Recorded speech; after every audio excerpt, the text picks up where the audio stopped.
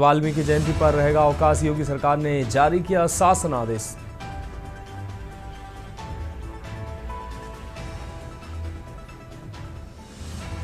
हाल में ही नहीं, जमीन पर भी देखें परियोजनाओं की प्रगति, सीएम योगी ने अधिकारियों को लगाई फटकार।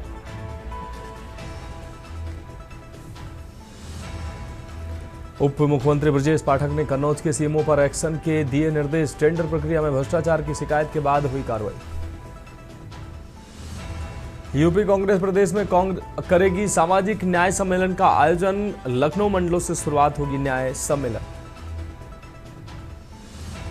मौलाना तौकीर रजा के करीबी 5 लोगों की कटी 1,28,00,000 की आरसी, जिला प्रशासन रिकवरी में सख्ती बरतने की तैयारी में जुटा।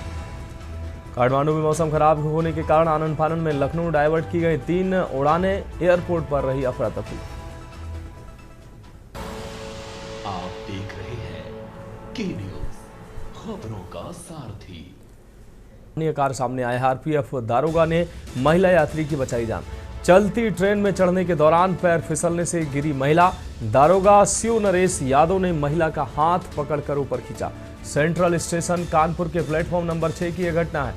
खाद्य सामग्री खरीदने के लिए ट्रेन से उतरी थी महिला। ये तस्वीरें सामने आई हैं। नेताजी एक्सप्रेस से उतरी थी महिला नाश्ता खरीदने।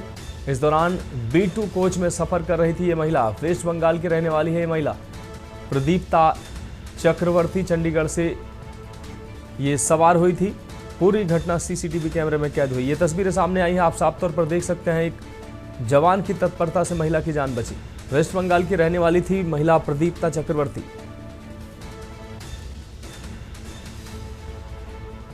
चंडीगढ़ से सवार हुई थी महिला। पूरी घटना सीसीटीवी कैमरे में कैद हुई है। तो आरपीएफ का सराहनीय कार्य सामने आया है। आरपीएफ दारोगा ने महिला यात्री की बचाई जान।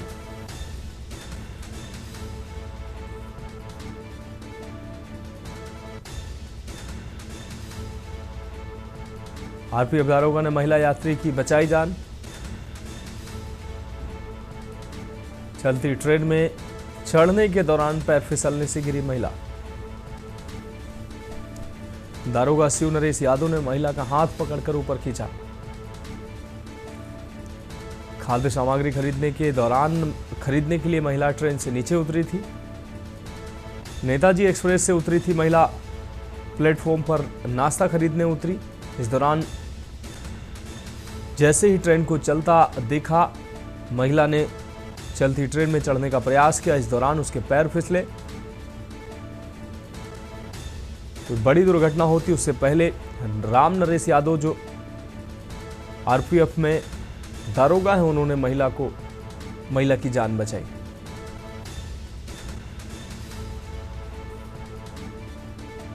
तो आरपीएफ दारोगा का सराहनीय काम सामने आया है, सराहनीय कार्य सामने आया है।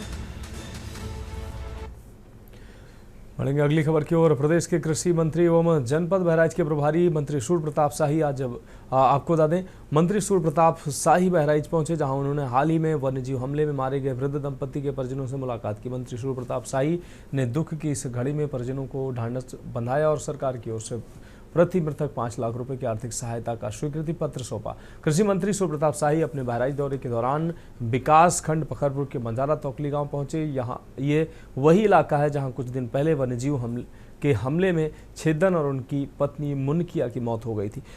मंत्री ने मृतक दंपति के पुत्र छब्बर और ओम प्रकाश से भेंट की, संवेदना व्यक्त की और कहा कि राज्य सरकार हर संभव मदद के लिए प्रतिबद्ध है। उन्होंने प्रभावित परिवार को 5-5 लाख रुपए की अहेतुक सहायता राशि का स्वीकृति पत्र भी सौंपा है। इसके साथ ही उन्होंने स्पष्ट निर्देश दिए हैं कि वन विभाग और जिला प्रशासन प्रभावित गांवों को हिंसक वन्य जीवों के आतंक से मुक्त कराने के लिए हर संभव कदम उठाए।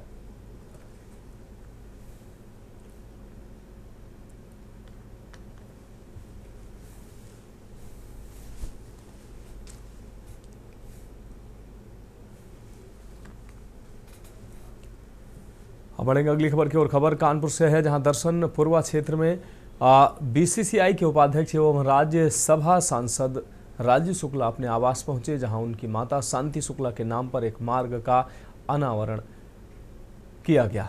अब दर्शनपुर स्थित केशा के सामने वाली गली का नाम स्वर्गीय शांति शुक्ला मार्ग होगा। इस अवसर पर सांसद रमेश अवस्थी, मेयर प्रमिला पांडे, सचिन शुक्ला और यूपीसीए के कई पदाधिकारी मौजूद रहे। वहीं वर्तमान में ग्रीन पार्क स्टेडियम में भारतीय और ऑस्ट्रेलिया के बीच खेले जा रहे मैच पर भी राजीव शुक्ला से सवाल पूछे गए। ऑस्ट्रेलियाई टीम के एक खिलाड़ी की तबीयत खराब होने की खबर पर उन्होंने कहा कि खिलाड़ी को सिर्फ सामान्य इन्फेक्शन है और चिंता की कोई बात नहीं। बिहार विधानसभा चुनाव को लेकर प्रतिक्रिया देते हुए उन्होंने कहा कि कांग्रेस गठबंधन मजबूत है और जनता अब नीतीश कुमार सरकार से त्रस्त हो चुकी। इस बार जनता बदलाव चाहती है।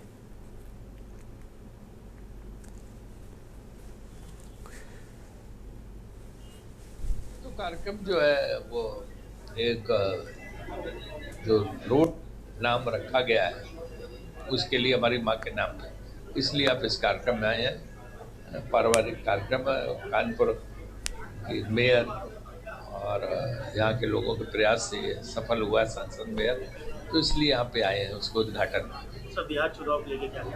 बिहार चुनाव में मुझे लगता है कि महागठबंधन की स्थिति बहुत मजबूत है। जो गठबंधन कांग्रेस और आरजेडी का होगा वो जो है निश्चित रूप से जीतेगा, ऐसी पूरी मुझे उम्मीद है। और क्योंकि वहाँ काफ़ी कुछ जो है जनता नाराज है मौजूदा सरकार से, नीतीश कुमार सरकार से और उनके कारणों से। तो जो एंटी इनकम्बेंसी फैक्टर है जिसको बोलते हैं कि लगातार सत्ता में रहना और फिर कोई काम ना होना, तो उससे की नाराजगी वहाँ पे नजर आएगी। नहीं, ये तो ऐसी चीज़ है कि फिर अगर कोई कमी है तो सारे खिलाड़ी इंडियन ऑस्ट्रेलिया सबको बीमार हो जाना चाहिए, ऐसा नहीं है। वो कुछ होगा थोड़ा बहुत, क्योंकि यहाँ पे तो जो है सबसे अच्छा होटल लैंडमार्क, उसी का खाना उनको खिलाया जा रहा है, तो वहाँ तो अच्छा खाना रहता, सारे लोग वही खा रहे हैं, तो उनके लिए खाने की सुविधा लैंडमार्क की उससे है। नहीं, कानपुर को टेस्ट, बांग्लादेश टेस्ट मैच हुआ था ऐतिहासिक वहाँ पे, अभी ये मिला है तो लगातार मिलता ही है। लेकिन वो मैंने आपको पहले ही बताया कि थोड़ी दिक्कत ये आती है कि यहाँ उतने होटल नहीं है, कम से कम 300 कमरे चाहिए 5 स्टार होटल के, जो नहीं मिल पाते यहाँ। और 24 घंटे का अंतर्राष्ट्रीय एयरपोर्ट भी नहीं है जो लखनऊ में, उसका लाभ मिलता है उनको। क्या इस बार आईपीएल मिलेगा? नहीं, आईपीएल तो फ्रेंचाइजी के ऊपर होता है कि फ्रेंचाइजी तय करता है कि कहाँ कराना है। तो जो लखनऊ का फ्रेंचाइजी है उनकी क्या प्राथमिकता उनके ऊपर होता है, उसमें हम लोगों का कोई रोल नहीं होता। बढ़ेंगे अगली खबर की ओर। खबर बलिया से, जहां रेलवे ने 6 घंटे में बारिश से धंसे ट्रैक की मरम्मत कराकर ट्रेनों का परिचालन शुरू कर दिया। ट्रैक धंसने से रेल प्रशासन में हड़कंप मच गया, जिससे अधिकारियों ने आनन फानन में ट्रैक का मरम्मत कार्य शुरू कर दिया था। युद्ध स्तर पर चलाए गए अभियान के तहत करीब 6 घंटे के बाद ही ट्रैक को ट्रेन आवागमन के लिए तैयार कर लिया गया। इससे रेवती व सुरेमनपुर स्टेशनों के बीच स्थगित की गई ट्रेनों का पुनः संचालन बहाल किया गया। ट्रेन परिचालन शुरू होने के साथ यात्रियों का आवागमन शुरू हो रहा है। कठिनाइयों से अब निजात मिल गई है। आपको बता दें कि छपरा की ओर से आने वाली ट्रेनों को माझी के पास से ही रोक दिया गया था, जबकि कुछ ट्रेनों को छपरा से गोरखपुर के रास्ते डाइवर्ट किया गया था। इससे इंटरसिटी, सियालदह, सद्भावना व सारनाथ एक्सप्रेस व पैसेंजर ट्रेन परिचालन प्रभावित हुआ था।